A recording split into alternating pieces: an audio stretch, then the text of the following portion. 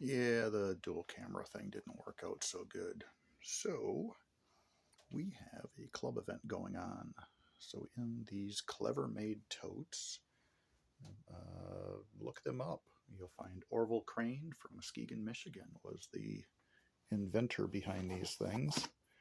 But we have snacks, loads and loads of snacks. Yeah, they're cheap knockoff snacks, but it's still snacks. And tonight's beverage, Canada Dry. Not really a fan of Canada Dry. I do like ginger ale, but more a Verner's type of person. But this ginger ale with lemonade or the strawberry lemonade isn't too bad. But back to what we're here for. Let's get this camera set up. Probably about there ought to work. We'll grab this one off the rack. It is clear. Action's clear. Magazine empty.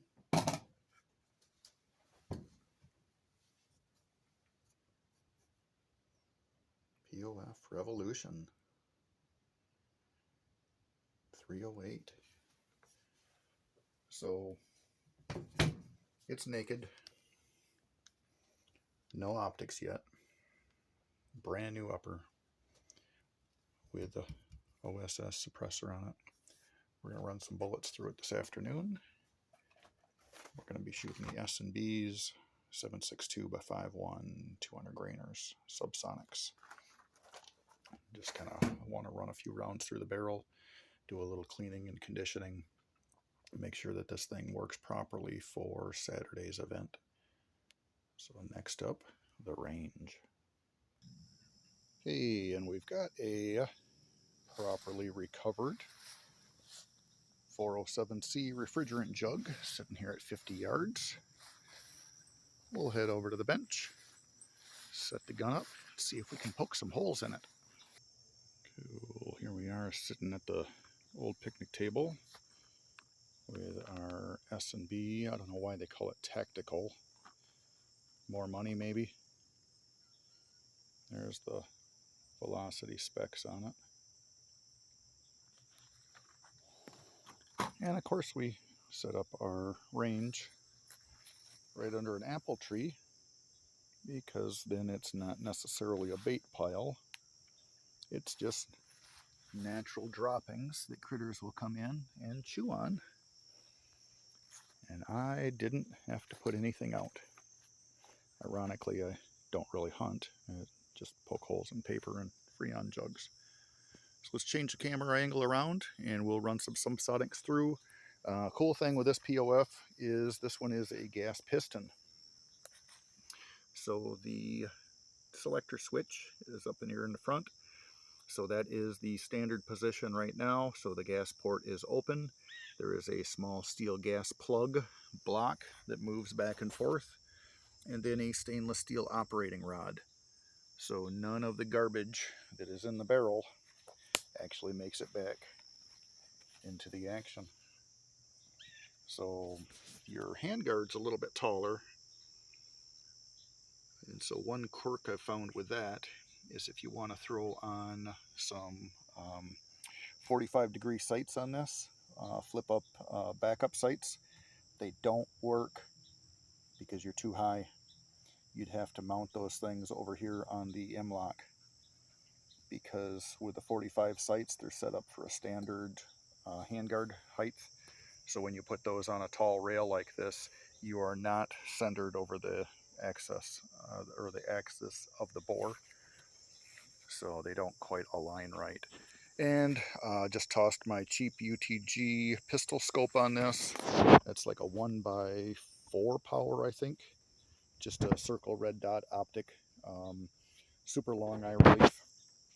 But I'm going to leave that at 1 power and just give me a reference to where to fling bullets at.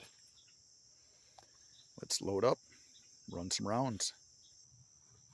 All right, I got my safety glasses on, my ear protection on.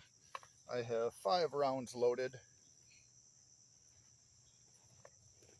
close up the action on this and see what we can hit.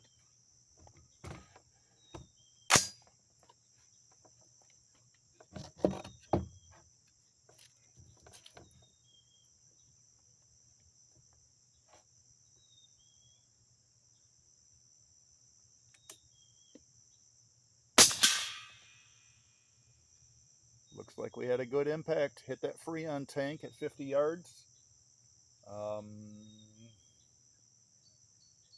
Actually, it looks like it hit exactly where I was aiming for. Did we cycle the action? I did not see a shell kick out. There it goes. So on subsonic, we do not have enough back pressure to cycle this bolt. The OSS suppressor that I have doesn't really create a lot of back pressure. So that's one of the things we're going to do with this upcoming suppressor shoot is try out the different styles. See what works and what doesn't, and the quirks and the advantages. Let's shoot a couple of more.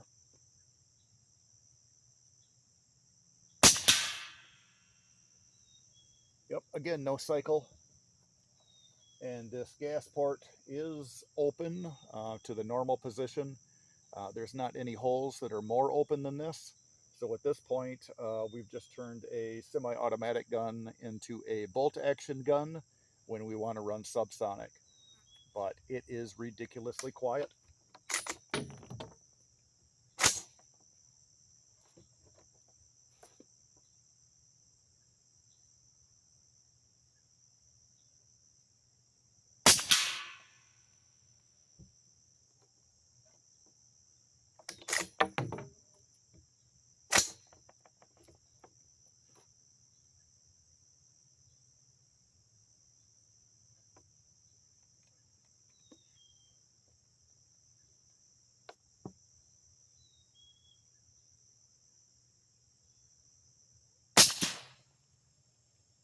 And my glasses are fogging up, so apparently keeping both eyes open doesn't work.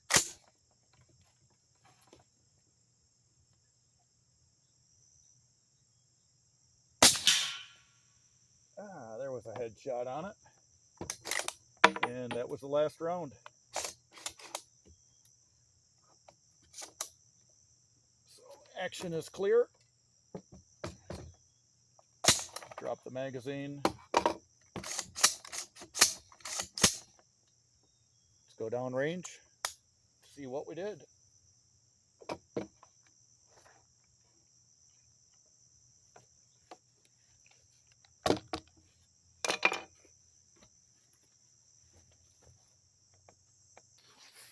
So walking up to this thing,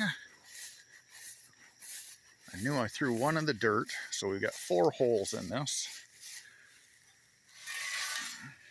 1, 2, 3, 4. Those are the entrance holes.